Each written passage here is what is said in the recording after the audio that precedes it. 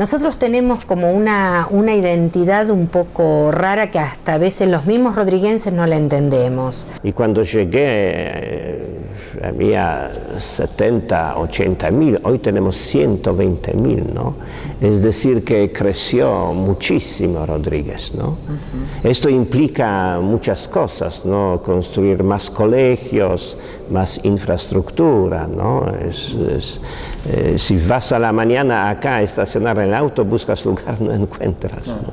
Se nos vino Moreno encima, ya no nos conocemos mucho en Rodríguez, porque se nos vino Moreno encima, nosotros no nos fuimos sobre Luján, se ha poblado. Yo siempre digo ahora que México dicen que es la ciudad más grande del mundo, que tiene 50 kilómetros. Nosotros estamos medios igual, porque de aquí a Buenos Aires 51 kilómetros y ya no se ven campos entre Rodríguez y Buenos Aires. Se ha poblado todo. En este momento se ven muchísimas fábricas en la zona de industrial y todo eso está bárbara. Tiene mucho, para mucho, porque tiene la suerte que tiene dos salidas. La salida hacia Pilar y la salida por el lado de la Ruta 6. Sí, y realmente tiene la zona de fábrica de todo eso muy buena. Muy buena. Sí, Rodríguez en ese sentido tiene muchas oportunidades. La gente de Rodríguez es muy solidaria, es mundana, le gusta a muchos tomar mate en la vereda y ya no puede. Hay también muchas diferencias sociales y que está concentrada en un grupo y es necesario cambiar eso.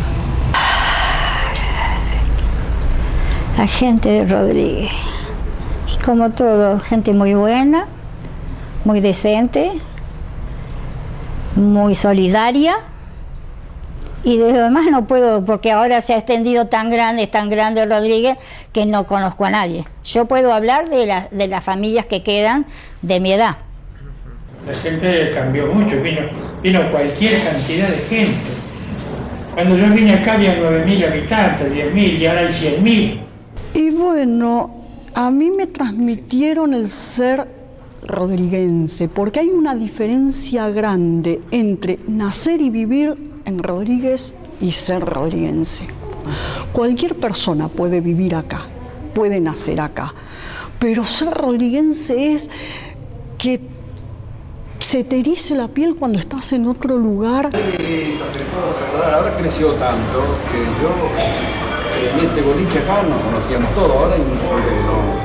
Ahora hicieron un barrio muy grande de 2.500 casas, apareció en el último censo una crecida muy grande de Rodríguez. No conozco toda la gente, pero yo te puedo nombrar de mi época y fue ciudad General Rodríguez, después que tuvo 10.000 habitantes. Entonces ahí éramos todos conocidos.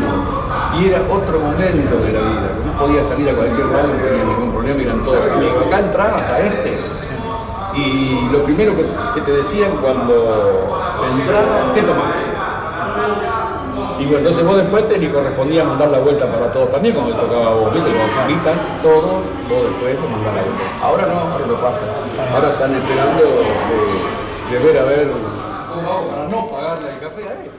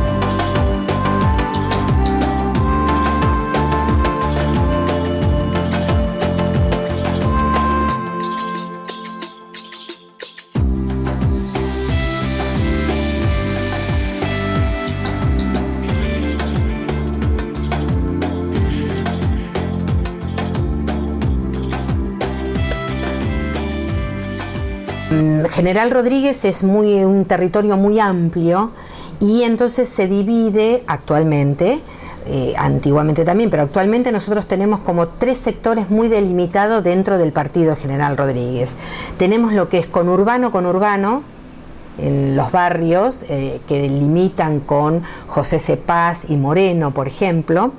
Tenemos lo que es el casco céntrico, donde quedan las familias, donde todavía nos saludamos y nos conocemos en la calle, y entonces, pero eso es que es la planta urbana, digamos, y después hay una gran franja de lo que es la parte rural, que la parte rural es lo que le dio, digamos, progreso económico e identidad a General Rodríguez, donde estuvieron los primeros tamberos, donde se desarrolló los tambos precisamente, y a raíz de eso después se instaló la Serenísima en la década del 40. La empresa La Serenísima surgió gracias a Antonio Mastiglione y su mujer Teresa Hielo, quienes provenían de Italia y en 1929 dieron origen a una empresa familiar que evolucionó en la historia de la industria de la lechería argentina y se instalara en General Rodríguez, provincia de Buenos Aires. El nombre La Serenísima proviene de la escuadrilla de aviones de guerra que comandaba el poeta italiano Gabriele D'Annunzio durante la Primera Guerra Mundial, denominada La Serenísima, en su origen italiano con doble S.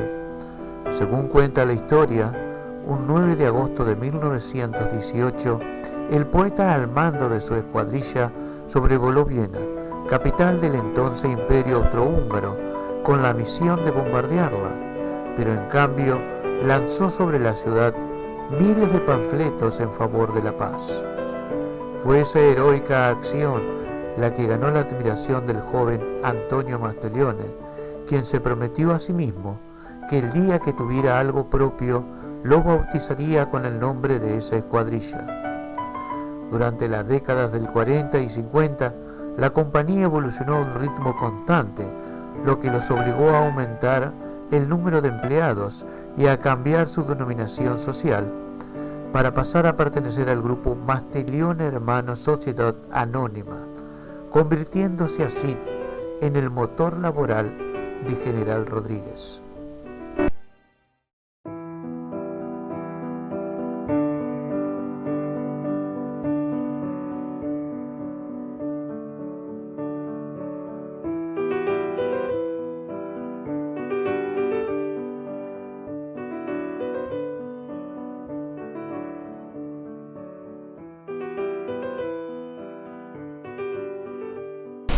Mi abuelo materno era quesero, fue que una quesería que se llamó La Modesta, que estuvo alrededor de 1880, debe haber estado hasta 1920-25. Pero lo que pasaba que en esa época solamente los quesos que se hacían eran los quesos estacionados. Sí. Y no, el asunto no prosperó, aparte hubo una mala administración de parte de los que trabajaban en Buenos Aires, así que mi abuelo de ahí se tuvo que retirar. En cambio la fábrica, Mastiglione, comenzó con algo más, con los quesos, con la ricota, con la mozzarella, que comenzó a tener mucho auge por las pizzerías que empezaron a surgir, sobre todo en La Boca. Si yo me acuerdo que comenzó la fábrica esta, a lo que es ahora es impresionante. Es impresionante, porque cuando iba a estudiar a Buenos Aires, yo iba a un instituto a los 13 años, iba a tomar el tren, el papá de Mastiglione iba con los canastos a la ruta, y ahí esperaba o un camión o un colectivo que lo llevaba hasta 11, y en 11 ahí también había negocios, y si no, iba a La Boca, que es donde estaban las pizzerías. Y comenzó el auge de la ricota y de la mozzarella, y fabricaban queso caballo también. Y después sí comenzó el asunto de la leche y ya se ha convertido en lo que es ahora. Es impresionante.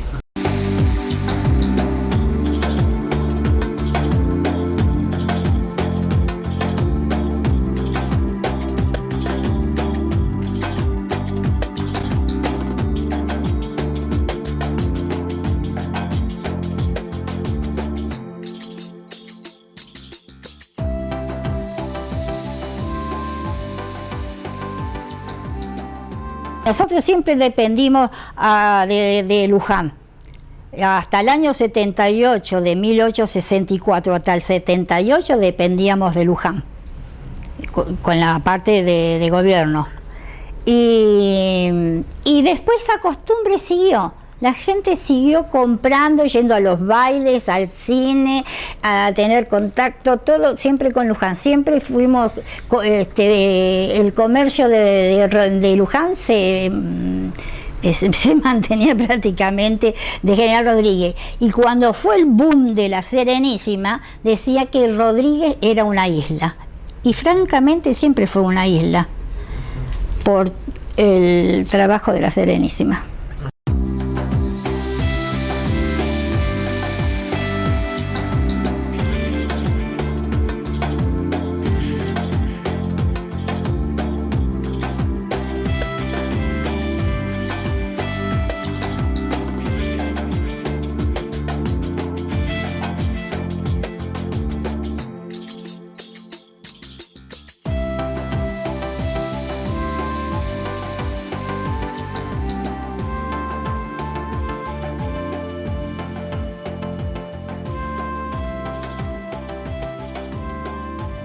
Mucha gente piensa que vino de afuera, mayoría me parece, por la cercanía que tenemos acá, la Serenísima, que la gente se instaló hace 30, 40 años, hizo un boom económico porque la fábrica permitía crecer económicamente y a veces no acompañó en este caso a todo lo que significa la vida espiritual, ¿no?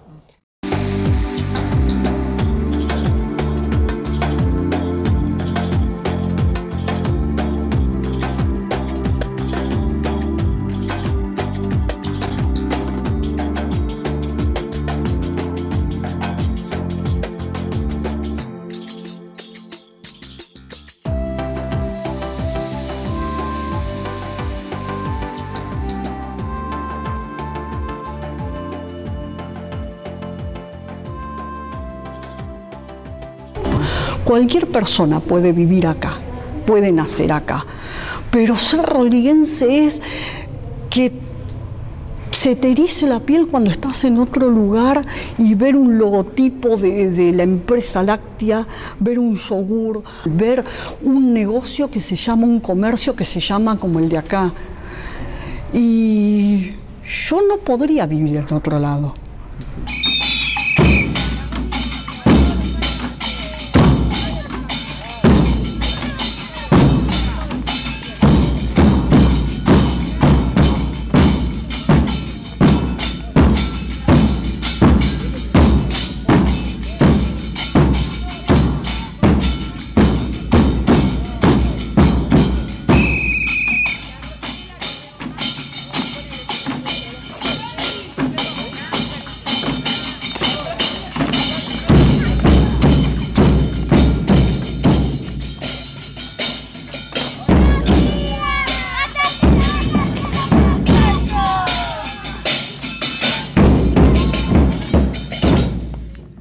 Que en esta zona era todo campo, era la llanura pampeana. Imagínense el Cabildo de Buenos Aires y en esta otra punta el Cabildo de Luján. Eran las edificaciones de aquella época. Y en esta zona había lo que se denominaban las postas. Entonces, estos parajes, acá era el cuartel cuarto y cuartel quinto de la villa de Luján, cuartel sexto, había una posta. La posta llevaba el nombre del puestero, así que era posta de Escobar, posta, el último nombre que tenemos registrado es posta de Peralta, que es como quedó, registrado el lugar por su puestero como posta de Peralta. En el archivo histórico del Cabildo de Luján está el registro y la firma, por ejemplo, del general Manuel Belgrano, que él estuvo una noche en esta posta, descansando los animales y descansando toda la comitiva. Imagínense que esto llega hasta Mendoza y hasta Cuyo, es el camino que se hizo para llegar al norte y a Cuyo en nuestro país. si vamos a hablar de los primeros pobladores que dan origen al pueblo de General Rodríguez, tenemos que hablar del jefe de estación. O sea, el primer jefe de estación que hubo, porque la piedra fundamental del pueblo de General Rodríguez lo dio la estación. Entonces, acá no había gente. El único poblador era la gente que estaba trabajando dentro de la posta, pero después no había pobladores. Los primeros pobladores se dieron, digamos, alrededor de la estación que se conformó cuando se crea el pueblo y la estación de General Rodríguez.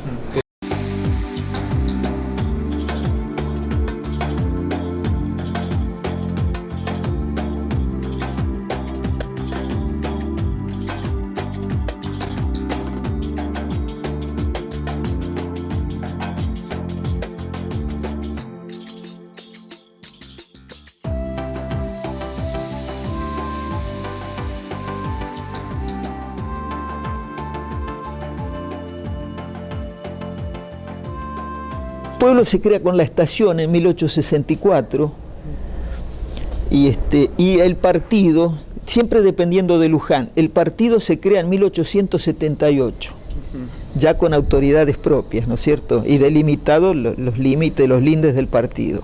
Ajá. Que primero fue una posta. Primero fue una posta, sí, la posta de Peralta. Después Peralta se retira enfermo y le subroga a Muñoz, que yo los tengo en un plano ubicada la posta, sobre el camino viejo que va a Mercedes, el camino a Mercedes. Acá vivió Bernardo de Irigoyen, tenía su estancia, que es uno de los fundadores del pueblo. La estancia se llamaba La Choza. Bernardo de Irigoyen vivía en la calle Florida y Tucumán. Todavía está la casa, están los altos, pero en la parte de abajo han hecho locales. Y dice que venía a tomar baños de silencio. Claro, la ruidosa era la calle. Él muere en 1906. Era ruidosa la calle Florida, y venía a tomar baños de silencio a la estancia. Hay también anécdotas, por ejemplo, en la estancia se hospedó Pablo Casals, el más grande violoncelista, porque la madre del nieto de Bernardo de Irigoyen era pianista y él era violoncelista. Así él estuvo en 2 veces en la estancia descansando. ¿Usted leyó los 2 libros, digamos, de los autores Besozzi y Dardo Malvino? Claro, sí, son unos historiadores bárbaros. ¿Encontró algunas contradicciones? Es decir, ¿tiene los puntos de vista de cada uno? No, yo no encontré contradicciones. Gente muy aplicada a la historia de Rodríguez. Besozzi y Dardo fallecieron hace poco, pero han escrito una linda historia. Es distinta el enfoque que Dardo fue hizo la historia de General Rodríguez por décadas. En cambio, Besozzi tomó así cosas, ¿cómo le puedo decir? Temas salteados, sin coordinación. Yo estoy con Dardo, porque, bueno, poco también somos medios parientes, el primo de mi marido, pero no es eso. Dardo es más descarnado en ese sentido, sí, es más, se atuvo a las cifras, a los hechos, en fin. Y Besozzi ha agregado cosas y no estoy en alguno, porque incluso Besozzi hizo un libro que me han regalado y hay datos míos y no son exactos, no los puedo encontrar. Tengo piole de libro, no los puedo encontrar. Pero no.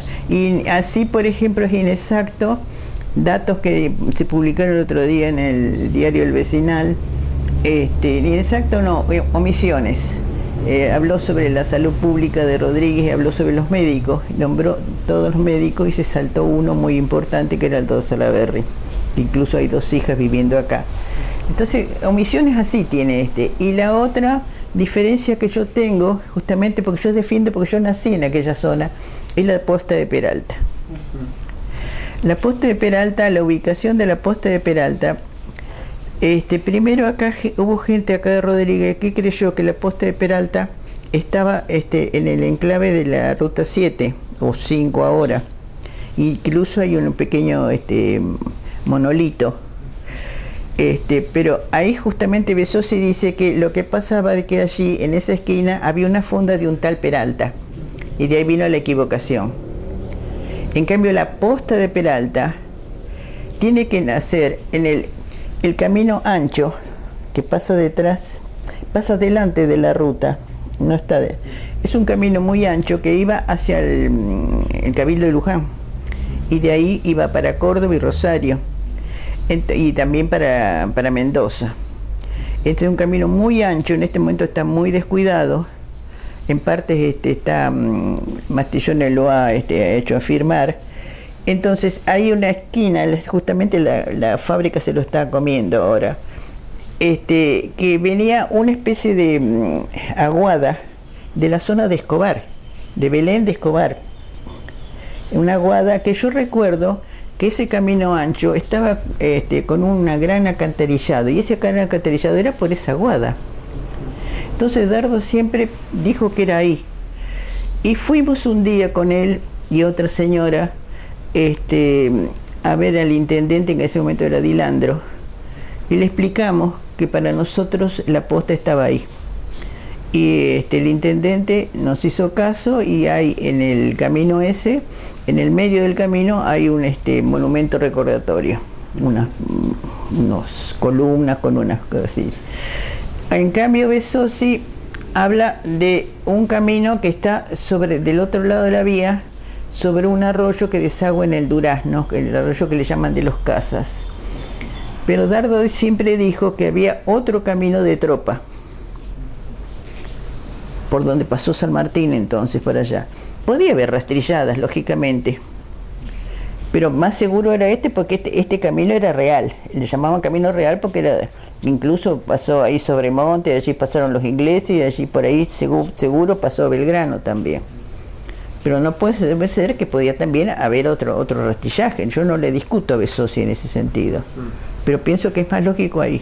Camino real es lo que era la Gaona Vieja, que pasaban los corredores cuando se hacía turismo carretera, pasaba Risati, pasaban todos por ahí, por esa carretera que ahora es el acceso oeste. Ese era el camino real.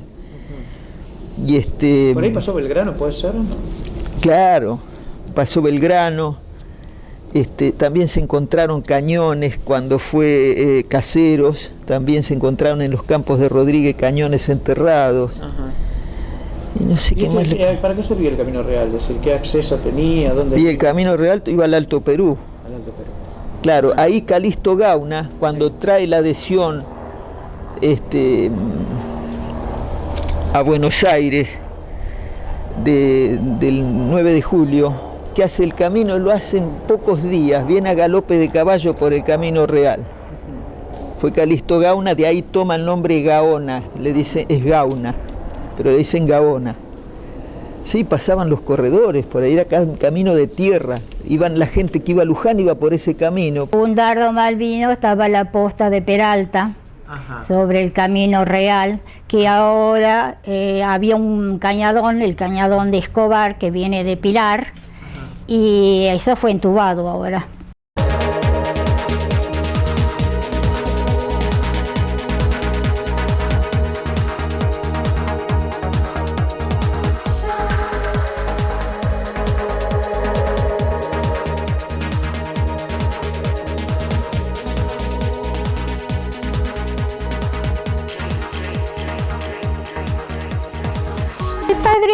El padre Luis Duque además era médico,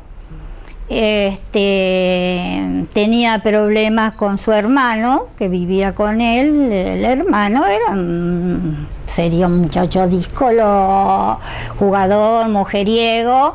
Parece que ese era el problema que tenía con el hermano, y un día tuvieron una gran discusión. Lamentablemente, si tengo la foto y todo, se lo mostraría. Le dijo que mandó a los dos chicos que estaban de Monaguillo, los mandó arriba, y dijo que lo iba a matar, y sí, le pegó unos tiros. Pedía plata y un día el cura dijo, no, basta, no te doy más, y sacó revólver y tiró 5 tiros, ¿no? Eso sí, fue enterrado acá en la escalinata de la iglesia, y por el año 40, 40 y pico, cuando fue la refacción, digamos, la segunda refacción del templo, juntaron los restos, que prácticamente quedó muy poco, y en una urna depositaron en uno de los pilares, con una placa que está hasta hoy, ¿no? Sí.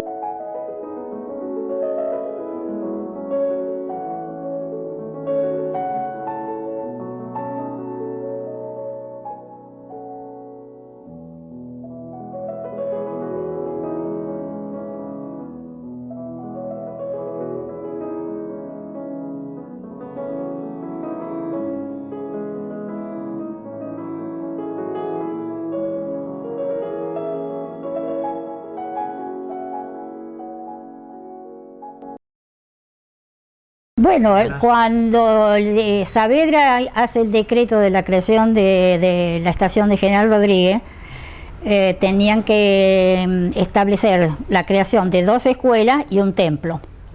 La escuela, una de las escuelas se fundó, y la población, la pequeña población que había en General Rodríguez, insistieron en las autoridades para que la creación de la iglesia. Se levantó en el año 1871 y el ferrocarril tomó 4 manzanas, es decir, desde la avenida San Martín, no sé si se ubican, hasta esta España, y abarcaba 2 manzanas más, es decir, 4 manzanas.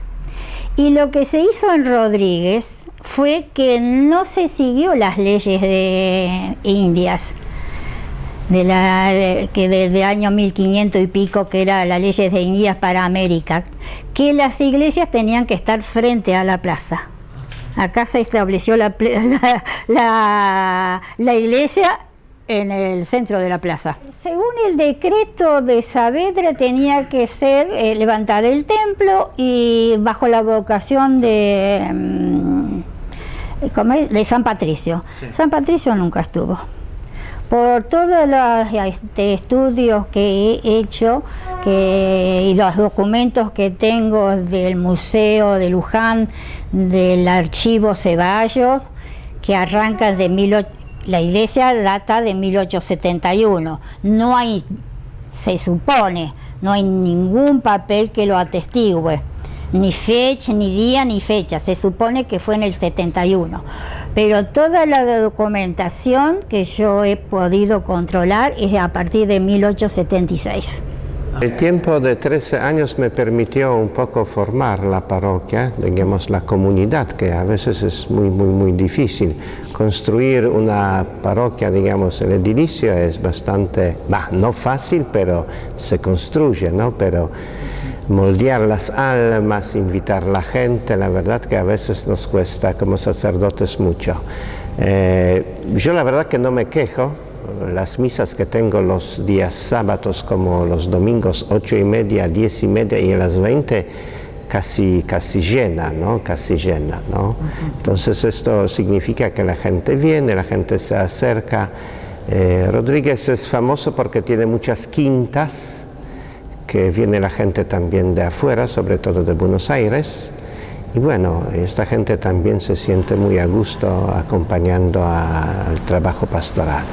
Porque 10 años yo no estuve en Rodríguez porque mi esposo era director del Instituto Alvear, Instituto de Menores, en Luján, que sí, yo prácticamente venía a dar clases a Rodríguez y venía solamente los domingos a visitar a la familia. Que sí, mucho contacto con la iglesia no tuve. Y después por problemas por problemas con ciertos sacerdotes, me alejé de la iglesia. Pero ha tenido ahora, después que vino el año 70 y pico, que vino un sacerdote, ¿cómo es? Américo, don Américo, ¿cómo se llama? Aguirre, levantó mucho la iglesia, y ahora el padre Ragovis también, y ahora con Francisco más.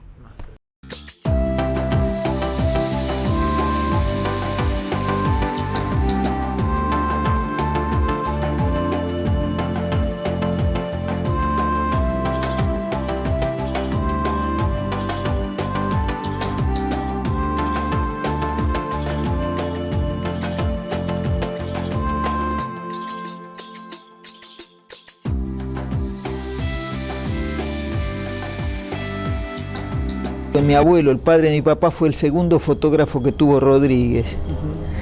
Siempre me contaba anécdotas de cuando los sábados iba al Hospital Vicente López, cuando era el mal de muerte, la tuberculosis. Teníamos el hospital más importante del país acá, en General Rodríguez, y contaba anécdotas como que, dice, venían las chicas en la década del 30, venían las chicas del campo gorda, unos colores. Y dice, al sábado siguiente preguntaba por ella y habían muerto. Le llamaban el mal de muerte. Hasta que en el año 45, el doctor Casot, que fue un gran médico rodriguense, fue a la estación a buscar el primer embarque de streptomicina, se comienza a curar, y ustedes lo habrán visto, el hospital, que es muy importante, ahora es Hospital General. Claro. Se llamaba Hospital de Llanura porque estábamos a 33 metros sobre el nivel del mar. Aquí en Rodríguez le decían la Córdoba Chica. Si bien es una altura relativamente pequeña, pero es la más alta de la zona. Entonces la gente que tenía problemas respiratorios venía a Rodríguez, a la Córdoba Chica.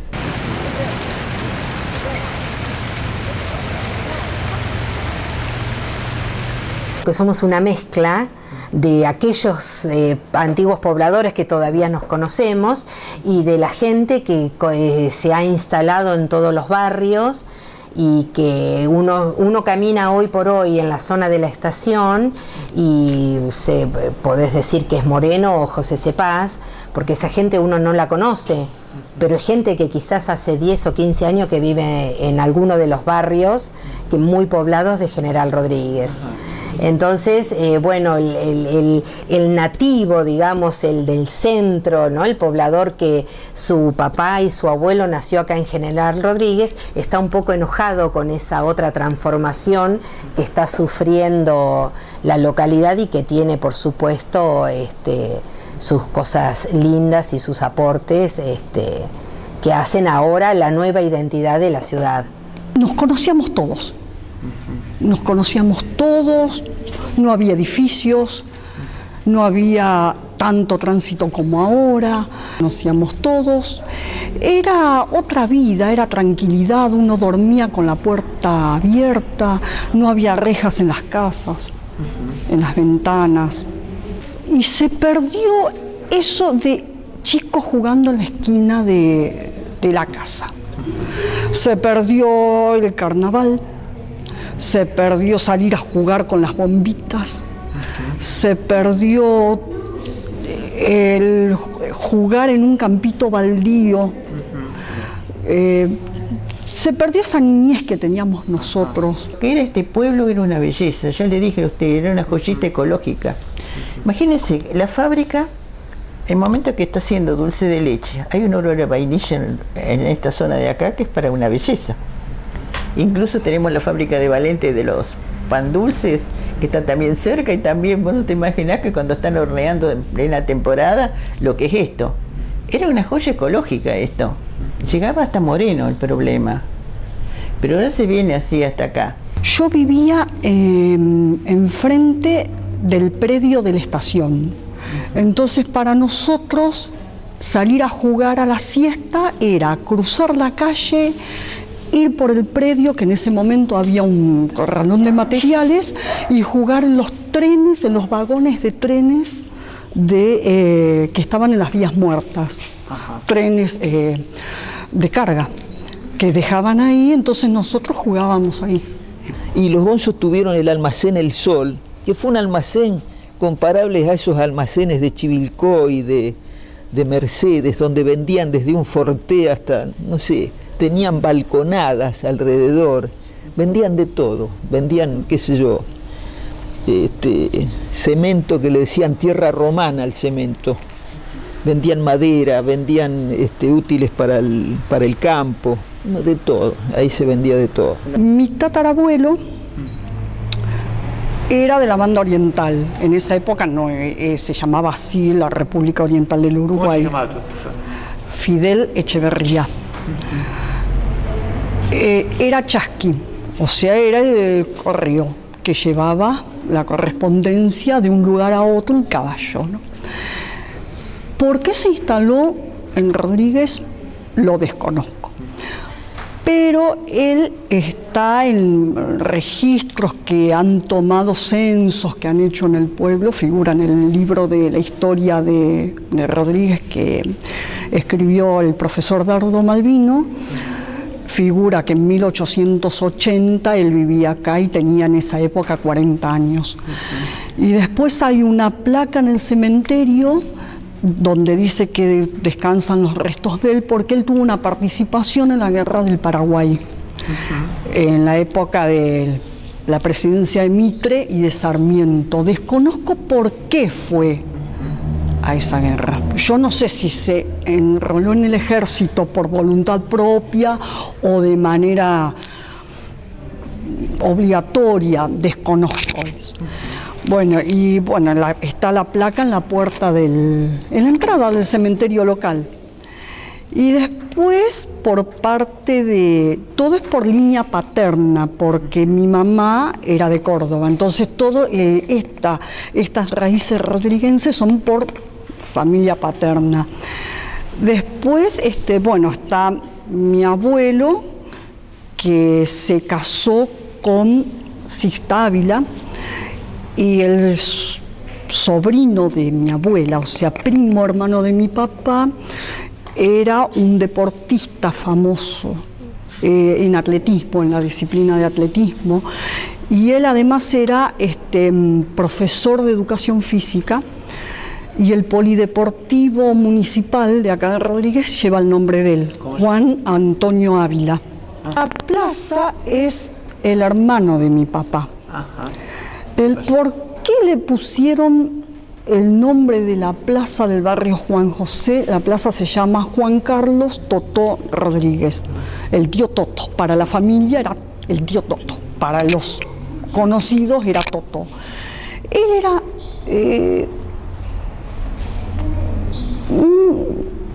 ayudaba a la gente. Él vivía ayudando a la gente. Él colaboraba en todo lo que se podía colaborar, pero desinteresadamente. Él nunca buscó un puesto político, nunca buscó dinero, nunca buscó ese tipo de reconocimiento. Mi papá no le gustaba la actividad social, no era socio de un club, no era integrante de ninguna comisión, era el tipo que lo conocían todos, y sobre todo en Serenísima. El negro Pelotilla, o sea, mi papá se llama Evaristo Rodríguez, pero Evaristo Fidel, como el tatarabuelo, ¿no? Pero el apodo de él era el negro Pelotilla. Y lo conocían todos, y todos sabían quién era el negro Pelotilla. Y todo el mundo sabe que yo soy la hija del negro Pelotilla. Y tenía eso, que él no quiso nunca, no le gustaba ese tipo de participación. Mi papá era el sostén emocional de la familia después que falleció mi abuelo. Cuando falleció mi abuelo, si bien mi papá era el hermano menor, pero tenía esa autoridad, esa firmeza, que era el que unía a la familia. Y era el que organizaba el asadito el domingo, era el que para las fiestas, bueno, la pasamos en casa, ¿qué comemos? Era eso, mi papá era el que me hizo de River, el que me hizo rodriguense, es eso, mi papá es un legado muy fuerte, muy fuerte, muy fuerte.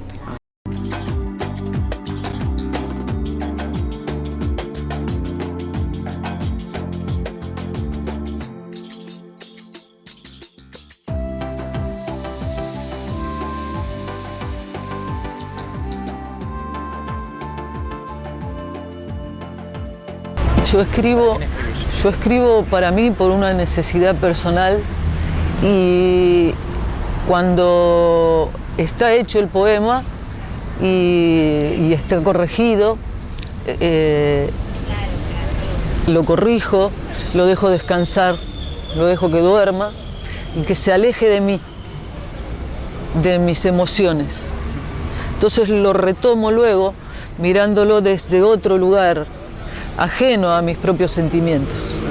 Entonces ahí empezás a corregir y a transformarlo en arte.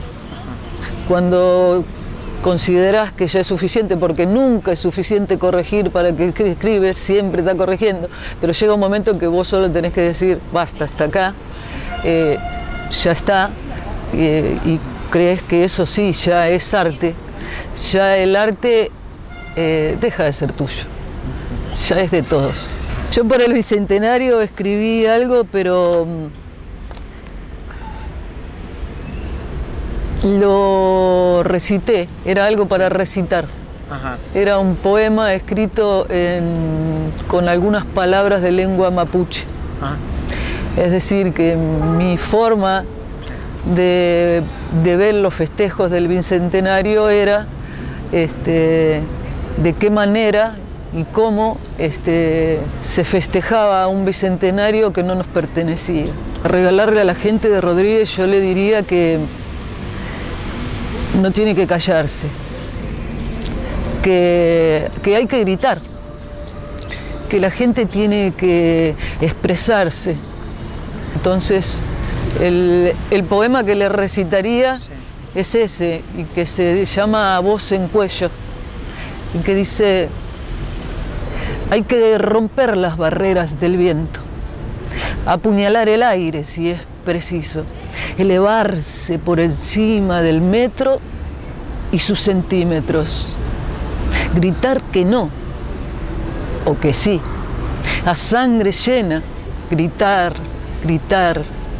Muévanse los cimientos de la duda, los revoques, hasta quedar afónico, que se parta la tierra, que tiemble, que se haga 1000 pedazos tu nombre, 1000, que nada quede, ni el apellido, que haga implosión el líquen que duerme en la humedad vertical de tu angostura.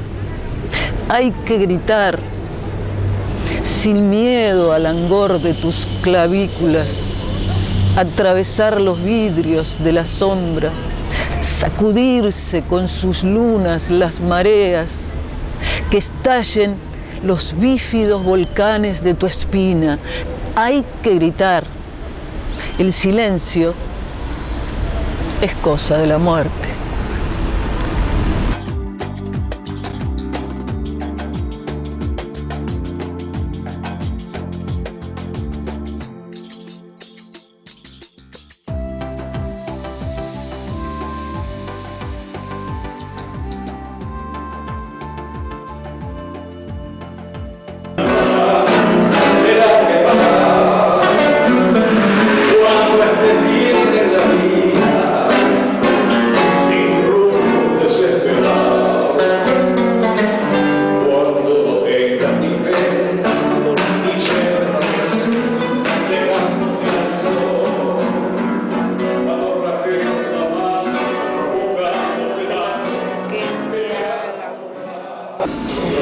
Y el taquero es el que lo siente, es el que no va a la parte comercial, es el que por ahí encontrás una banda más grande en un boliche donde hay un tipo cantando un tango sin ser profesional que en un teatro mirando a un tipo profesional.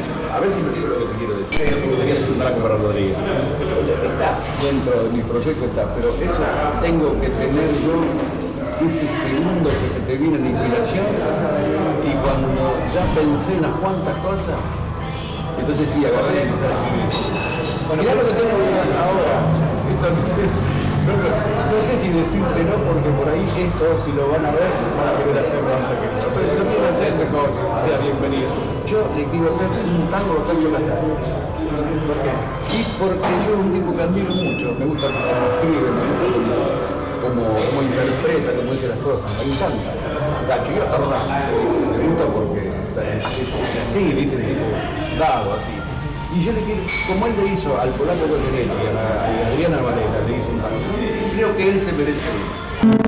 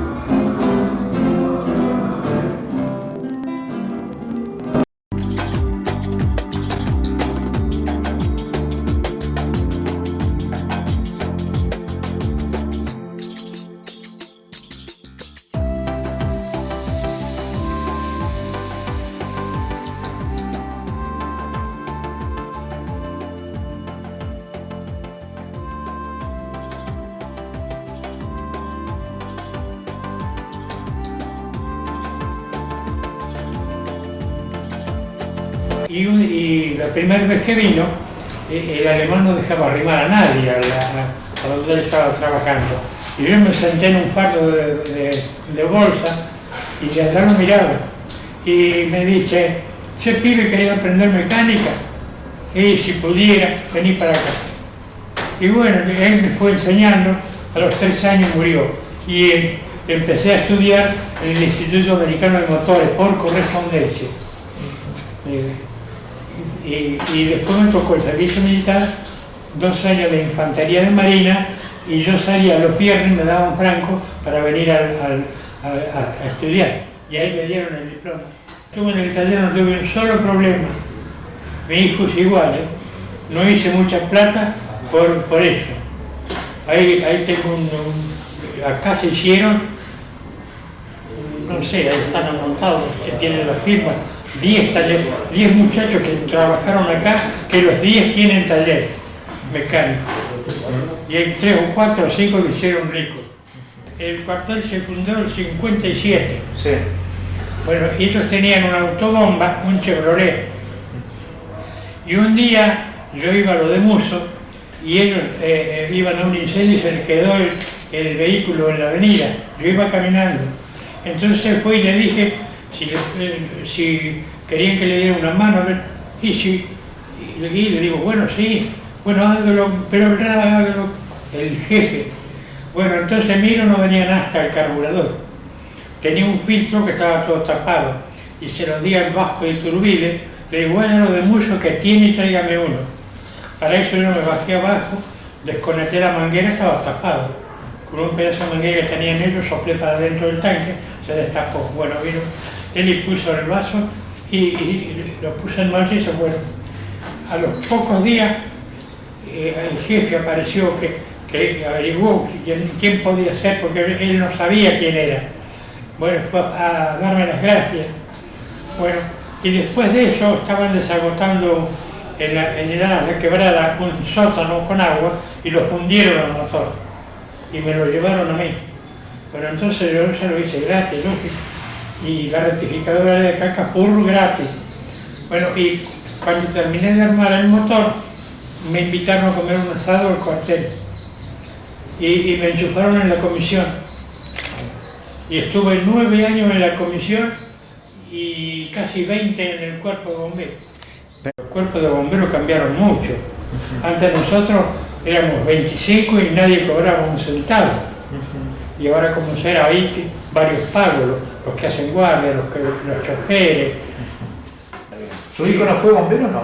Sí. ¿Se no fue bombero? Sí. También. Sí.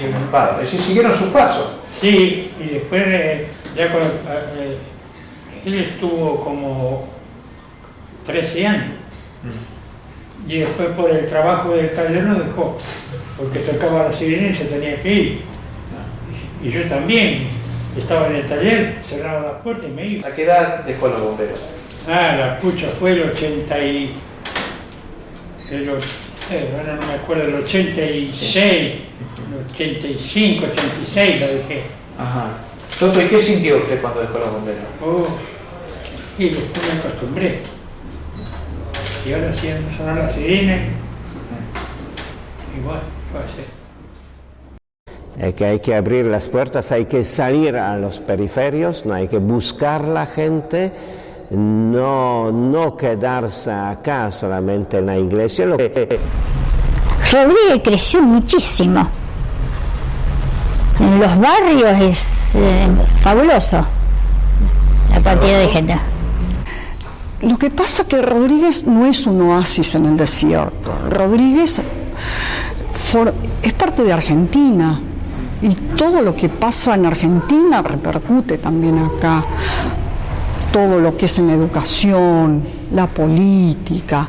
El cambio profundo no tiene que pasar acá, sino a nivel general. Entonces vamos a estar bien todos. A pesar de este progreso que es tan necesario, porque esto es fuente de trabajo para la gente de Rodríguez y para digamos, las otras ciudades de la provincia de Buenos Aires, así que es algo muy positivo, pero que podamos como rodriguenses poder conservar ese carocito de historia y de identidad que nos identifique, por ejemplo, que nos haga distinto de lo que es José C. Paz, Moreno o Luján.